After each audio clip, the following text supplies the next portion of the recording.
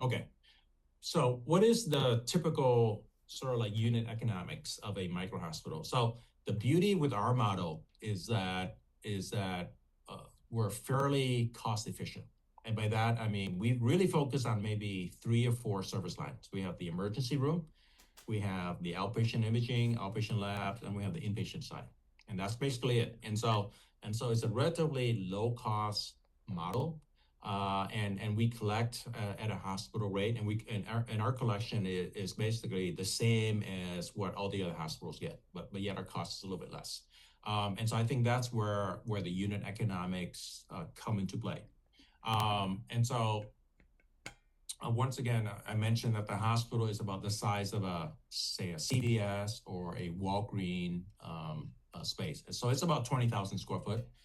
We typically have roughly 4 to 10 ER beds, and then roughly 4 to 10 inpatient beds. And then I mentioned before about all the necessity requirements for a hospital. So CT, X-ray, ultrasound, labs, pharmacy, and so on and so forth. The place where we typically put these hospitals are more of an urban area that is sort of like away from where all the medical centers are. And we typically target more of a blue collar working class population because we feel that that is a population that needs our service the most, and that really could benefit from a fast, efficient emergency care. Because right now, if we're not there, then these sort of like blue collar type kind of works would have to go to the bigger hospitals where they would have to wait a very long time in most cases. And so I think that's where we can make the biggest difference. The cost to open one of these hospitals is roughly $4.5 to $5 million, and I would say, and if you break it down, I would say half of that would be the equipment. So we're talking CT, X-ray, ultrasound, lab equipment, tables, chairs, stretchers, things like that.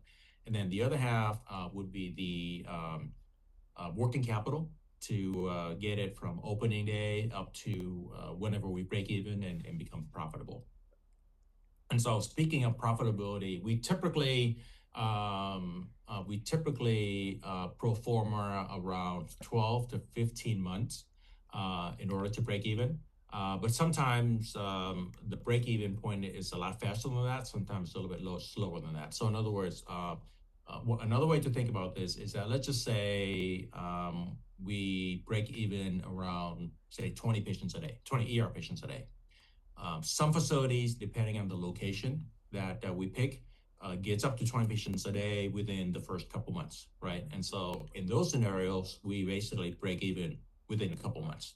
However, other facilities may take a little bit longer, 12 to 15 months to get up to 20 patients a day, as an example. So the point is that a lot of this also depends on the need, the supply and demand, and how fast you could get up to that, say, magic break-even number, right? And so a lot of this also is just depend on the location and the dynamics of providers and supply and demand in each of those locations. Okay, let's go to the next slide.